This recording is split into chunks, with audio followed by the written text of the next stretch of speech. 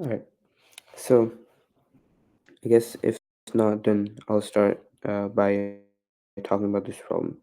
So first of all, in order to first solve this problem, what do we see? We see that it wants what percent of the entire 4 times 4 grid is covered by the star. So it wants the area of the total grid that's covered by the star. So basically, the star is shaded, right? So it just wants the area of the shaded region, and then as a percent, right? So in order to go over this, we have to. There's a few ways that you can do this, but I'll just do this in a much more obvious way so that you guys can see. This is a problem one, so it's meant to be done or meant to be done pretty easily. So first of all, I'll look at these four squares, right? Oh, yeah. So first of all, I'll look at where it was.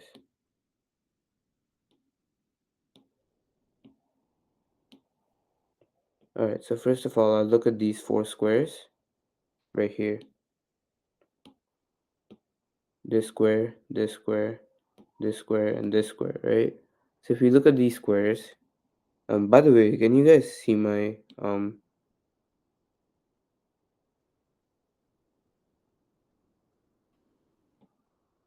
you guys see my drawing? It's kind of faint, but okay, I guess I'll enlarge it a bit more. So first we'll look at these middle squares, right?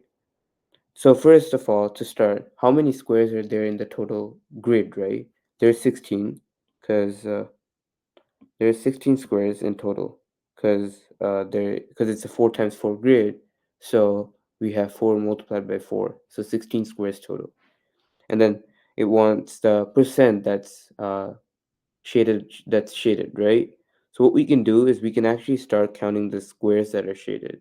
And so if we do that, we'll get to the final answer, right?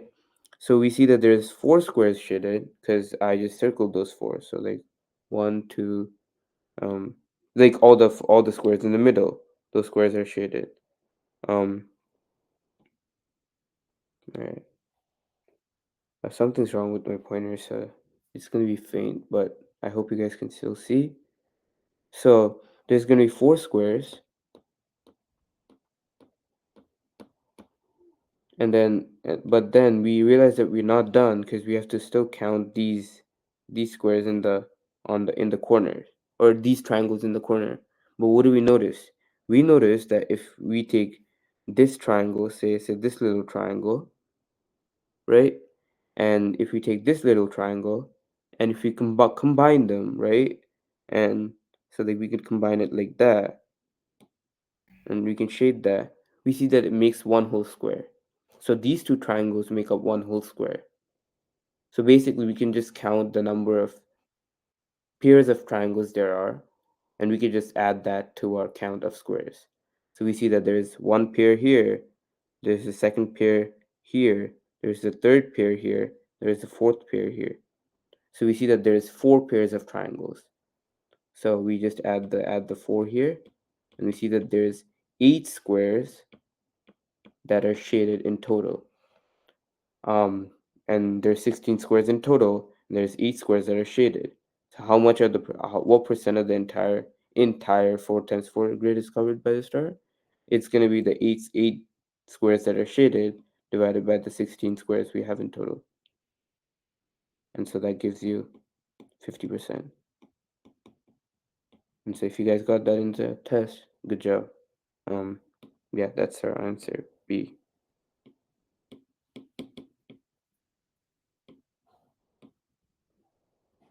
Right. All right, moving on to the next problem. Problem 3 states Buffalo Shuffle O is a card game in which all the cards are distributed evenly among all players at the start of the game. When Annika and 3 of her friends play Buffalo Shuffle O, each player is dealt 15 cards. So there's Annika and 3 of her friends playing the game. And so each of those players have 15 cards. And then suppose 2 more friends join the next game. So now, how many cards will be dealt to each player, right?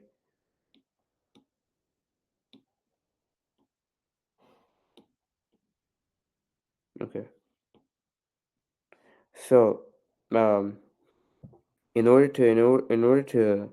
uh, I guess, in order to do this problem, what information do we need? So we gotta ask ourselves what we need, and like um, we gotta translate the word problem into mathematical statements that we can actually take action upon, right? Because so that's our strategy for dealing with word problems. And so what do we do, right? We have so Annika and three of her friends play Buffalo Shuffle. So Annika and three others, they play Buffalo Shuffle and they're all dealt 15 cards each. So if Annika has 15 and all of her other friends have 15, how many cards are there in total in the pack? Well, if Annika and all of her friends are dealt 15 cards, so if they all have 15 cards each, and there are four players, we know that there must be 60 cards in total, right? Because 15 times 4. 15 cards times 4 players gives 60 cards in total. And so if we have 60 cards in total, now we see that two more friends join the next game, right? So Annika and three of her friends, so basically four players who are playing the game. And now 4 plus 2, 6 players are now playing the game. So how many cards will be dealt to each player? Well, we have the total number of cards, which is 60. Now we just have to deal these cards to two more players. So we already had 4 players, and now we have two more players. So that gives us 6 players in total. So 60 over 6. That gives us the answer of 10. And so we see that each player now must have 10 cards in total, uh, just to make the actual total number of cards in the pack 60. So the pack doesn't change, right? The pack is a constant Buffalo Shuffle pack, right? It comes in 60 cards and that's it.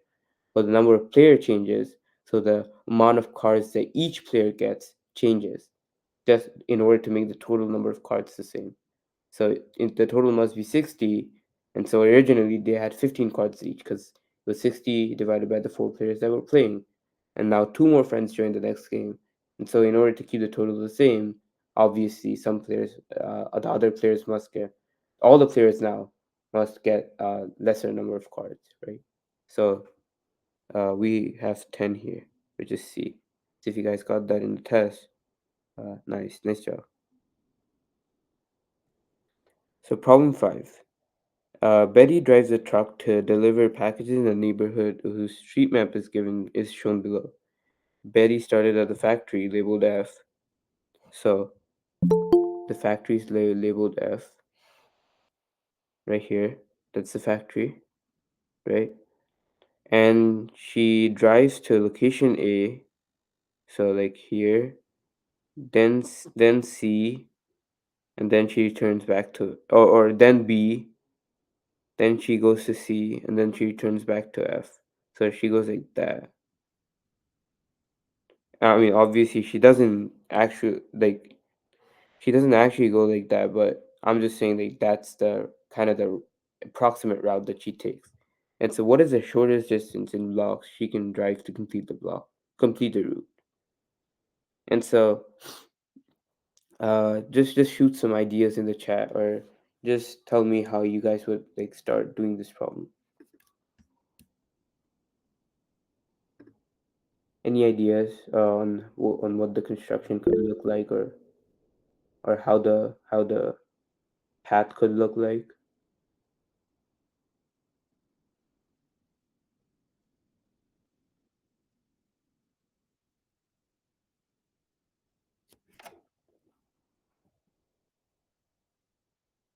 Any ideas?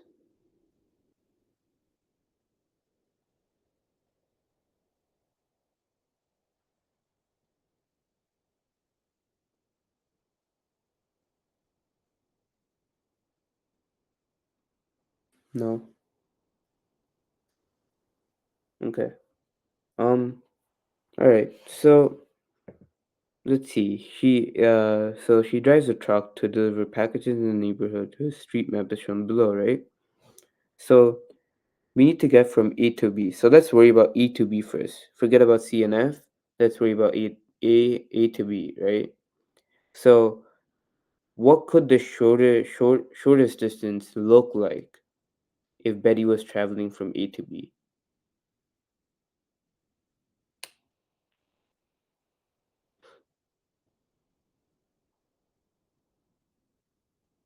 And by the way, she's traveling by blocks.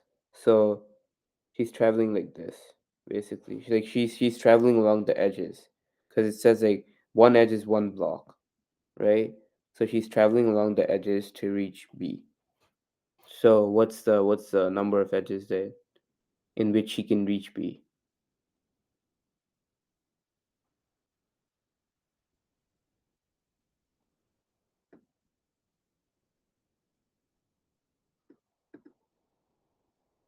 No. Okay. Um.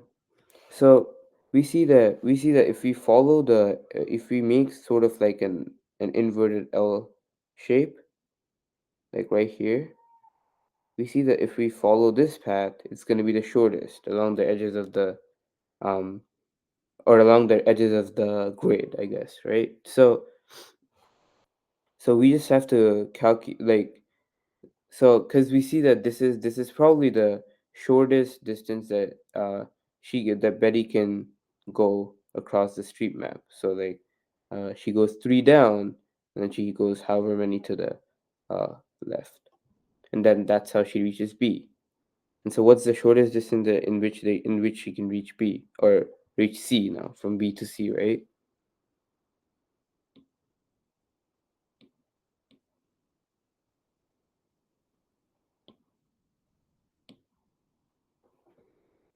So we see that she can probably go follow the same strategy and go like this. So along the edge, so four steps, 4 steps up along the edge, and then 2 steps to the right, and then she reaches C from B, right? Because from B, C is four steps up ahead, and then 2 steps to the right. So she reaches C that way. And so now, what is the shortest distance that she can reach C F from C using the same strategy?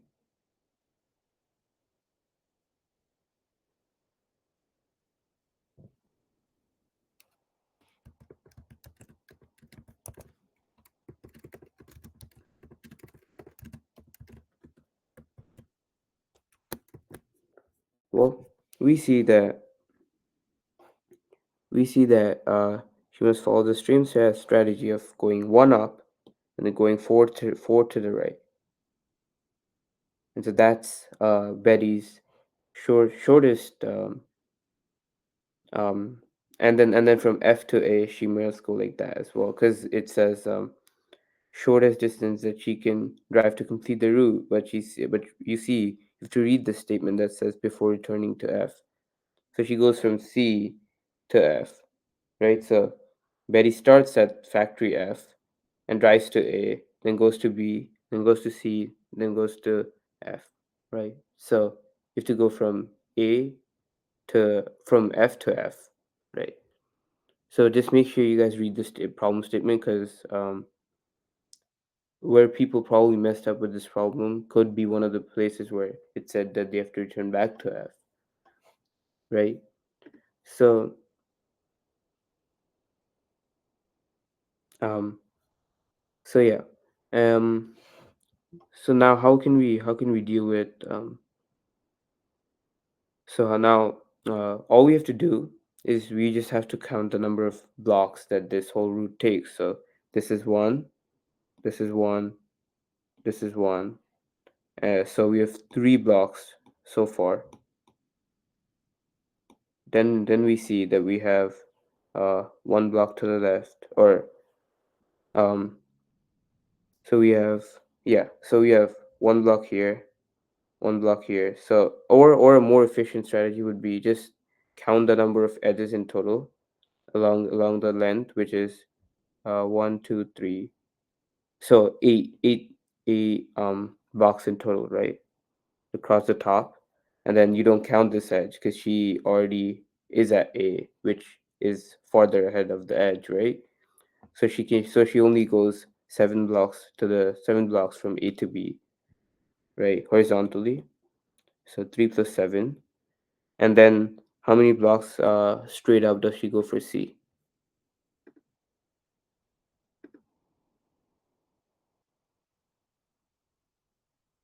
She goes 4, right? This is 4. So four blocks ahead uh, of B to C, and then 2 blocks to the right again, and then she gets it, and then she gets to C. So you have 2 here, and then she must go from C to F again, which gives us 1 block up, right? 1 block up, and then again 4 blocks to the right, and then uh here again I have made a silly mistake. Can you guys point that out? Which I probably shouldn't have done, but I forgot to actually count. So like I forgot this statement of the problem that says she drives from F to A. So I just calculated her route from A to F. But now if I did that, I'd be off from the answer by a factor of whatever distance F to A is, right? So we have to count that. So we know that from F you go 1 to the right and then 2 down. So again, you must add a total of 3 because it's 1 block here and then 2 blocks here. And so now adding up everything, we get, so 3 plus 7 is 10, plus 4 is 14, 16, and then 16 plus 7, 16 plus 1 is 17, 17 plus 4, 17 plus 7 is 24, right? So our answer here is 24 blocks.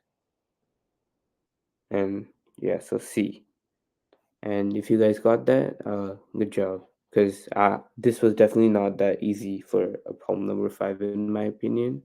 But if you guys just followed the strategy of going down and to the left, so basically, because like all you have to realize for this problem is that the shortest path that you can take to get from one point to the other is just if you follow like the edges of the rectangle.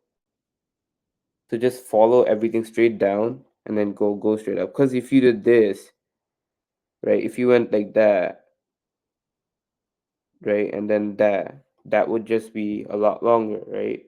Because because to get from here to here and then here to here, here to here, to go from A straight down, you're only taking 3 steps here. You're going one down, one down, one down, and that's it. But this route, you're taking 1 step to the left and then 1 step to the right. And so 1 step to the left again and 1 step to the right, and then uh 1 step to the left and then 1 step to the right. Or 1 step left and 1 step down. 1 step left and 1 step down, then 1 step left and 1 step down. So what you're doing in 3 here, you're doing in 6 here, because you go left and down and left and down and left and down. So you're basically traveling 6 blocks instead of just the normal 3 that you need. So this is definitely the shortest distance. And so hopefully that problem makes sense to you guys. Are there any questions so far about any of the problems?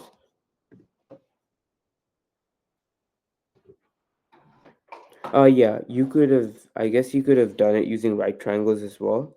But if you thought of the grid in this way, it would have made it much easier for you to solve it. Yeah, you could also say that you could just travel diagonally and get from one point to the other, and then find slopes and then do the whole thing. But um, this strategy was probably much easier because we're dealing not with distances here, we're dealing with blocks.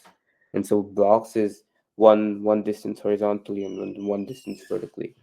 And so basically if you just realize that if you just traveled along the edges of the grid, it's much easier, right, than to go left and right and left and right. All right. So this is problem 7 from the AMC. It states on the most recent exam in Professor Kochi's class, or Zochi, I don't really know how to pronounce it, Zochi, I guess. Uh, 5 students earned a score of at least 95%, 13 earned a score of at least 90%, 27 85%, and 50 80%. And so it asks you how many students earned a score of at least 80% and less than 90%. So we want the score. So we want to say x. Say x is the score, right? Say x is the score.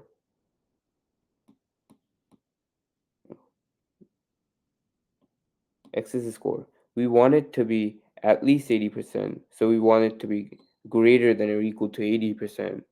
And we want it less than 90.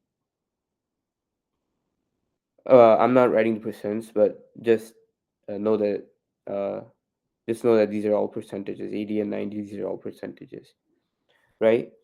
So we go ahead and we look at this. We look at this gray area where the statistics are stated, right? So we want the students that earned a score of at least 80% first, right? Because we want to consider this condition first. So we see that 50 students earned a score of at least 80%. So 50 is 80% or above. 50 is 80% or above, right? And then we see that we have to get less than 90%. Well, if a score is at least so if you have a score of at least 90%, right? So say a portion of the class has a score of at least 90%, then the other side of the class must have a score of less than 90%, right? Because the opposite of at least 90% means that like say you have, I don't know, say you have 10 people in the class, right? Say I don't know, 4 people have a score of greater than or equal to 90. This means that they have a score of 90%, and then all the way to 100%. So because greater than or equal, remember, at least means that it includes 90 and everything above it. So it includes 90. And so we know that the other part of the class, since they don't fall in the greater than or equal to 90%, they must have a score of less than 90 because they can't equal 90. Otherwise, they'd fall in this category, right? So we know that 6 people have a score of less than 90%. Similarly here, right? 50% have a score of at least 80%, right? But 50% have a score of at least 80%. That means that they automatically have a score of, uh, right? So if they have a score of 80%, now we want to consider the score that's less than 90%. Well, we know that 13 students earned a score of at least 90%, right? So if 13 students already earned a score of at least 90%, how many do we know that didn't earn a score of 90% or less than 90? Yeah, as many of you guys are saying in the chat, it is 37 because from the 50%, because look, right? If you earn a score of at least 90% in this class, that means you automatically earned a score of 85% and 80%, right? So you fall under the 50 students that scored at least 80%, but you didn't quite get to the benchmark of getting a 90. So you scored less than 90. So we subtract the 13 students that got 90 or higher, and 37 is our answer. So 37 students earned a score of at least 80%, but they didn't quite get to the benchmark of at least 90%. Only 13 students did. So we subtract the 13 students that did from the 50 total students, and we get the total number of students that didn't. Right? So our answer is D here, 37. So if you guys got that in the test, great job. Okay. My iPad's lagging a bit, so my bad, guys.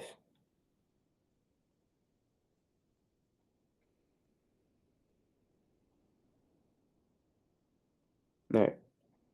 So Ningli looks at the 6 pairs of numbers. This is problem 9 from the AMC, by the way. It says Ningli looks at the 6 pairs of numbers directly across from each other on the clock. and she takes the average of each pair of numbers, right? What is the average of the resulting six numbers? Okay, right? So, why does it say six numbers and why not 12? Right? There's 12 numbers on the clock, so it should say average of 12 numbers. Well, no, right? It says six pairs of numbers. So you take, that. So what she does is she takes the average of each pair of numbers, and then she has one single average, and she averages them again, right? Exactly. Um, so first say this is a clock, and you have everything from 12 to 1 to 2, 3, and so on, right? 3, 4, and then so on until 12 again. So what we can do is, wait just a second. Okay. So what we can do is, first of all, we have to we see that she takes the average of each pair of numbers, right? So let's say, um, so what is the number that's opposite to 12? It's 6, right? And so she takes the average of 12 and 6 and gets 6, or 9, right? That's essentially what she's doing. So she's taking all the 12 numbers and the numbers opposite to it, she's averaging them, right? So there is a more tedious way of actually taking the average and then doing things with it, but there is also an easier way. So do you guys have any ideas or of what could be the more efficient or easier way to do this?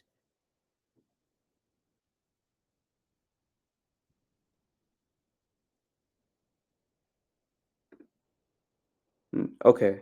So look, right? We say this is x, right? X is the number that she's looking at right now. So say that's 1, but we'll just call that x, right? What number does Zingli always look at that's opposite to x?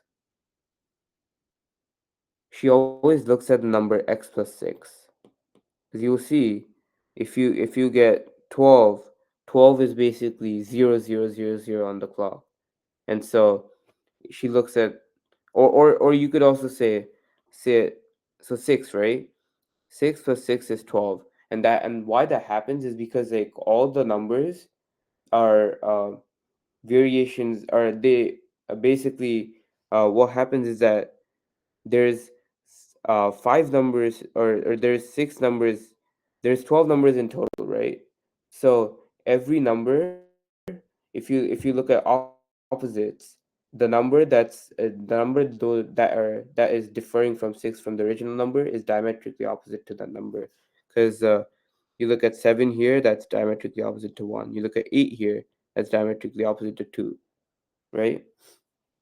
So basically what we're doing is we're calculating uh 1 plus 7 over 2, right? Because we're taking the average of each pair of numbers, and then 2 plus 8 over 2, and then so on until 6 plus 12 over 2, right? Well, what can we do? We see that all the fractions have a denominator of 2, right? So we can just combine them because they're all similar, all like denominators, and all we have to do is find the sum of 1 plus 2 plus all the way up to 12, right? Does that make sense to everybody? Because all I did is I just read this problem statement that says she takes the average of each pair of numbers. So this is the average of each pair of numbers. And then since all of them have 2, I just combined them. And so all we are doing is summing all the numbers from 1 to 12 now, and then dividing them by 2. So what's the sum of all the numbers from 1 to 12? Well, it's n times n plus 1 over 2, right? So that gives us 12 times 13 over 2. The way you could derive this is like you could go 1 to 12, and then 2 to 11, and then so on until 6 to 7. And you see that there are 6 of those numbers. So we have that it's 78. The 78 is the sum from 1 to 12. But now we can't forget that we originally divided by 2, right? Because we take the average of each pair of these numbers. So we get 39. So 39 is the average of each pair of numbers. But what can't we forget now? We can't forget that she's also taking the average of the resulting 6 numbers, right? So these are the 6 numbers. So 1 plus 7 over 2 is one number, 2 plus 8 over 2 is one number, and then the sixth or the last number is 6 plus 12 over 2, right? So what we're doing is we have 6 numbers, we have the sum of them, which is 39, as we found here, because I summed them all up here. We have 39. But how many numbers do we have in total? We have 6 numbers in total, and their sum is 39. So what's the average? Well, it's just the sum divided by the number of numbers there are, right? So it is all of this divided by 6. So we already found the numerator to be 39. Well, the average is going to be 39 divided by 6. It's going to give you 6.5. And so the answer here is B. So if you guys got that in the test, nice job. Anyone have any questions before I hand it off to Daniel to discuss all the even problems?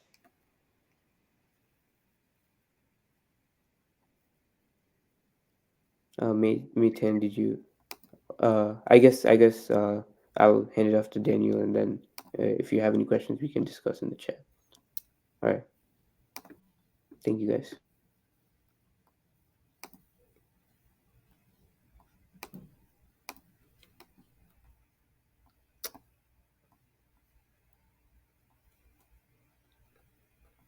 All right. Thank you, Sid, for covering like the first five odd problems. And so now I'll be going over some of the first few even numbers. And obviously, next week we'll be covering more hard problems from the this year's AMC 8. And so, without further ado, let's get started. So again, we're walking through these problems from like a first sight. So we haven't really seen these problems before. We're thinking out loud.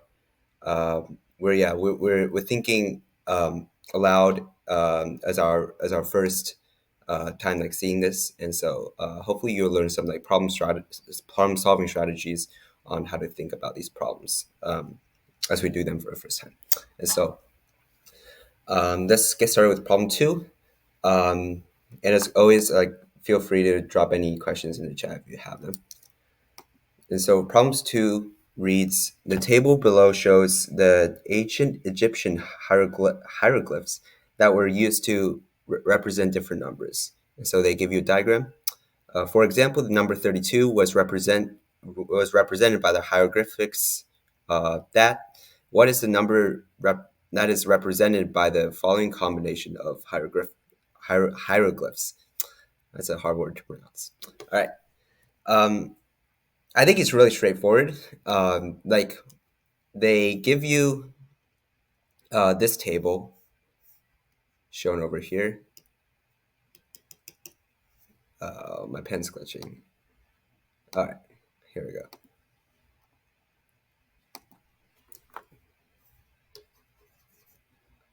Okay, there we go.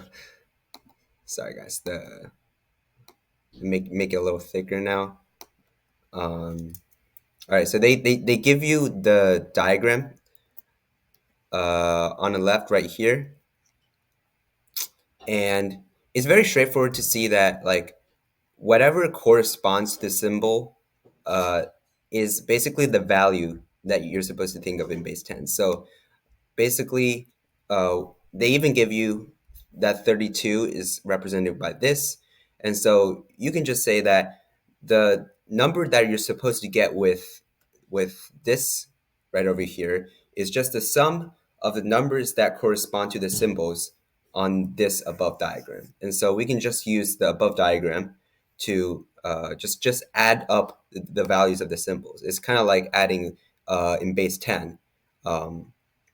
Which is actually what like ancient Egyptians and Babylonians and Mesopotamians of those guys did back then when they used to count, and so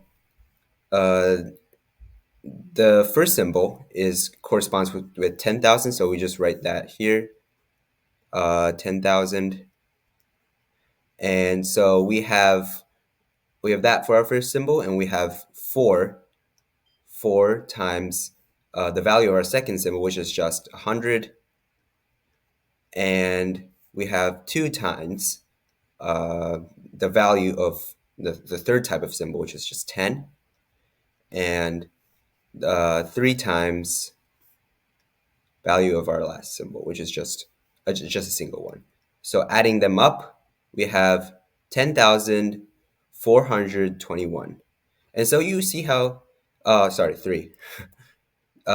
You see how this is like really nice, because like it's kind of like how we think about numbers in base 10, right? If we have like a number like 923, what this really means is that we have 9 bundles of 100 and 2 bundles of 10 and 3 bundles of 1. And so this is kind of like just rephrasing that in a symbolic way. And so again, this is really straightforward, but like this problem leads to like other applications such as number bases, which you'll definitely see in AMC 10 and sometimes in the later AMC problems, although I don't think it really shows up that often. So yeah, this is kind of an interesting problem to do. And so that's B. Let's just check it real quick. Um, yep. And I think some of you commented in the chat they got B, so that is correct. So nice job, guys. Moving on to problem 4. Lucius is counting backwards by sevens. His first three numbers are 100, 93, and 86. And what is his 10th number? Okay, so if you think about it, you could just do it. Yeah, you could just do it. Like you could just start from 100, and that's his first number, and then subtract 7 from 100 to get your second number, which is 93. I should zoom in. 93, and then 86. They actually just give you the first 3 numbers, so you can just start from 86, noting that 86 is the third number, and you can just do it. But I'm just going to show you a little fast trick that can help you get the answer quicker. And so, if you see that, let's just write down 100, and let's just write down 93. What did we do to get from 100 to 93? Well, we just subtracted 7, right? Because we're counting backwards by 7. So every time that you want to develop a new number, the next number, you're going to have to subtract 7 from the previous number. And so we can say that we can actually write 93 instead of writing it as 93, we can write it as 100 minus 7. Okay? And so what about 86? What do you do to get from 93 to 86? Well, you subtract 7 again, right? So we can say that 86 is 100 minus 7 minus 7. And since there are 2 7s, we can actually group them together by multiplication. And so that is just 100 minus 2 times 7. And so you may see a little pattern here developing if we rewrite these in terms of the number of multiples of 7s that we subtract. And so we can say that the first number, let's just note that this is the first number. The first number is going to be 100 minus 0 times 7, because we haven't really subtracted any multiples of 7 on from the first number, right? We just started at 100. And so with that in mind, we can say that 93, our second number, can be written as 100 minus 1 times 7, and that's our second number. And our third number is 100 minus 2 times 7. And that's what we did before. And so that's our third number. And so can we generalize here? We can, because for the nth number, we can say that the nth number in the list is 100 minus n minus 1 times 7. Because remember, right, if we started at 100 for the first number and we subtracted 0 multiples of 7, so we're going to have to subtract 1 from n in order to account for starting at 100, because we're not subtracting any multiples at 100. And so we're going to subtract 1 less than we actually like intuitively think of. So that kind of explains like why it's not 100 minus 7 times n. It's because we're not subtracting n times, we're subtracting one less than n, because we don't initially subtract 1 from or we don't subtract 7 from 100 for the first number. And so we can just simply take the information that we have and just plug in the value for n, because the question asks us what is his 10th number. So we can just plug it back in, n equals 10. And that yields 100 minus 10 minus 1 times 7, and we just evaluate to finish. And then that's 100 minus 9 times 7 is 100 minus 63. If you value that, that's 37. And so the answer should be B. Again, they're going to have like trap answers, right? You always want to make sure that you cover the answer choices while you're solving it, and especially before you read the question, because like the answer choices should not really it should not really influence how you solve it. And so the answer choices are just there kind of just to like um, just give you like something to select. Like you should develop the answer of 37 first before actually selecting it. So like if you were to look at the answer choices, you may be a little bit influenced by 44. And that's because like if you were to look at this and see like 44, uh and then eventually develop like this method of solving, but then forget to subtract, yeah, then forget to subtract 1, then you're gonna select 44 and get it wrong. So it should be 37. Let's just check real quick. Yeah, it is 37. There we go. All right. Look at the question. Did I make you choose A? Uh,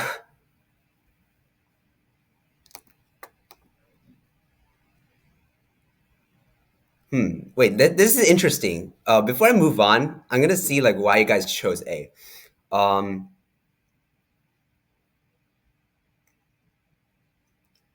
well, I mean, walking through the reasoning. Um, by the way, 37 is correct, and I'm just trying to see like where. Oh yes, 30. Right. 30 can be like if you were to subtract, like if you were to do 100 minus 11 times 7, or if you were, yeah, my bad. Yeah. It's 30. So I guess like 44 was another, like I guess 30 is the bigger one. Yeah, 30 is the bigger trap answer choice than 44, is simply because it's subtracting one more. Yeah, you guys are right. You guys are right in that like A was like the bigger trap answer. And so yeah, D could be generated, but I think A could kind of like it's a little bit it's a little bit more tricky with A. So yeah. Um, yeah, you guys are right in that sense. So B's our correct answer, and let's move on to.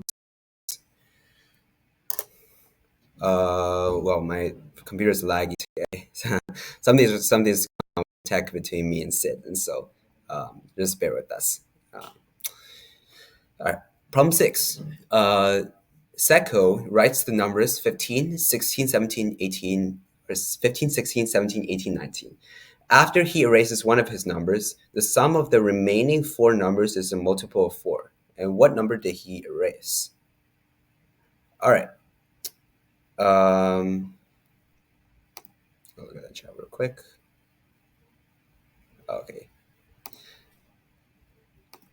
So if you think about it, like with these early AMC problems, like you could just do it, if you know what I mean. And yeah, um, yeah, because the sum is odd, it has to be odd, right? So like what I mean by just doing it is that like you could just follow the problem statement and then just try out all the possibilities. Like for or you could either try out all the possibilities or just kind of do the process. It's kind of like a vague feeling, but like for problem four, you could count backwards by sevens until you get the tenth number, right? But we saw that there's a faster trick to do it where you could observe that you're just subtracting multiples of seven from 100. And so with problem six, you can again you can do it. You could erase one of the numbers, check if the sum of the remaining four numbers is a multiple of four. Uh, like if you got it, then you circle the answer, and if not, then you try another one. Um, but usually there are like many faster ways to do it, and I encourage you guys to find those faster ways, and so that's what we're going to try to do here. um, when I see, I'm going to do it in a little bit. um, I'm not going to try out the answers, but going to try to develop a little faster way to do it. And so note that when I see a multiple of four, often I think modular arithmetic. And if you guys remember modular arithmetic, if we have like a number 15 and you divided by let's say two, then you're gonna obviously get a quotient of seven with a remainder of one. And so modular arithmetic focuses on the remainder, and so this remainder of one tells us that 15 is congruent to 1 mod 2. And so we use modular arithmetic as kind of like a second hand, a, a parallel system to our regular number equations. And so when I think of a multiple of four, I think mod 4, because if something, let's say you take 16 actually, because there is a multiple of 4 in the list, which is 16. And so if you take 16 and divide that by 4, you're obviously going to get a remainder of, well, you're going to get a quotient of 4 and a remainder of 0. And so we can say that 16 is 0 mod 4, right? And so with that, we can say that 16 is 0 mod 4. We're just going to write that down. And so 15, what is 15 mod 4? Well, 15, you can obviously do division, it's going to give you a remainder of 3 mod. So you can say that 15 is congruent to 3 mod 4.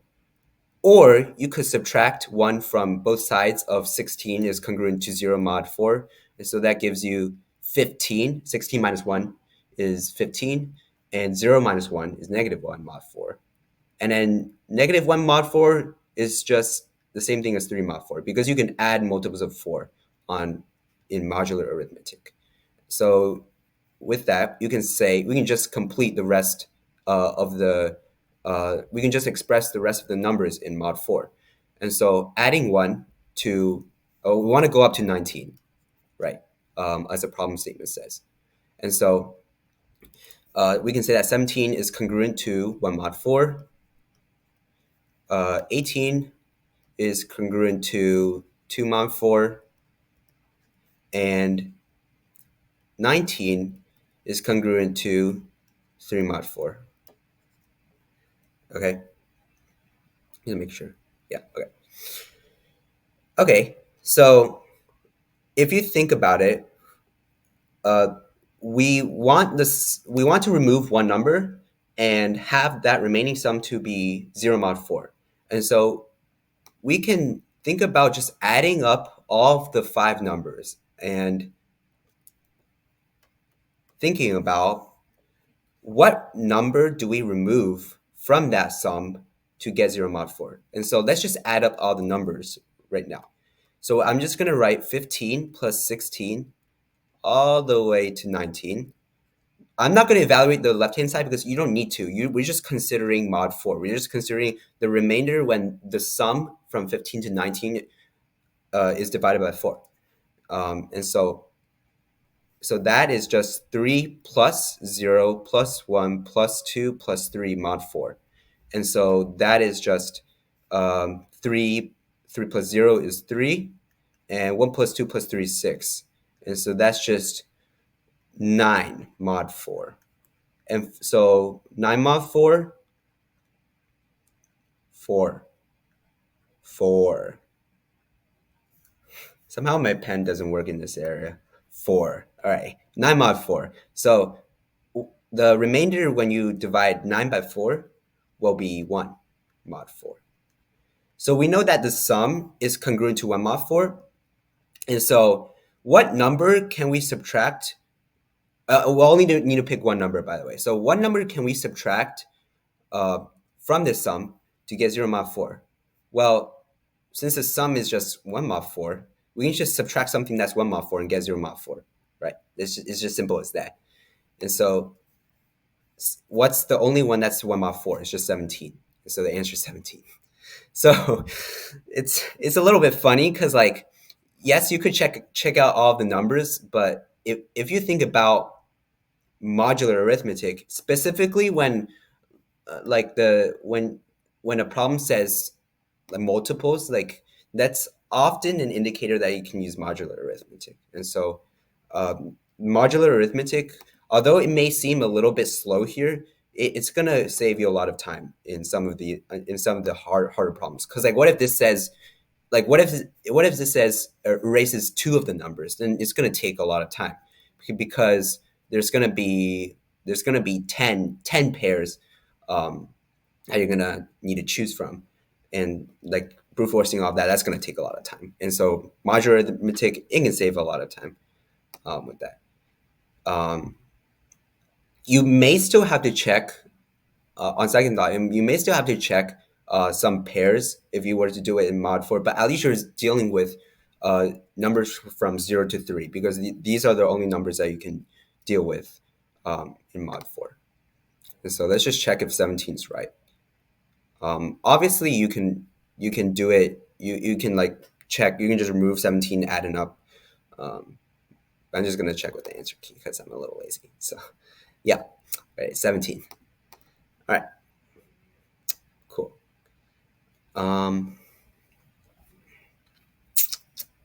Yeah. All right, so that's just, obviously the other way you could do it is just to add numbers and then add numbers and then subtract one of the numbers, which may save you a little bit time. So that's the other way you could do it. All right, so this is the last problem we'll be doing. Isaiah cuts open a cardboard cube along some of its edges to form the flat shape shown on the right, which has an area of 18 square centimeters. Let me just check if AOPS has the...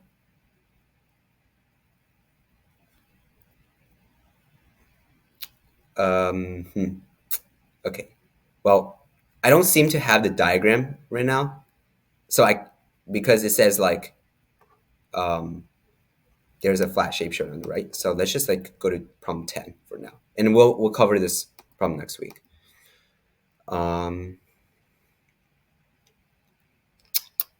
Okay, so in the figure below, you kidding me? All right, I think we can do this because we can.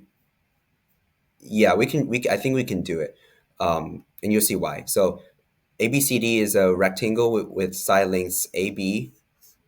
AB. I'm just gonna draw ABCD for now. So AB.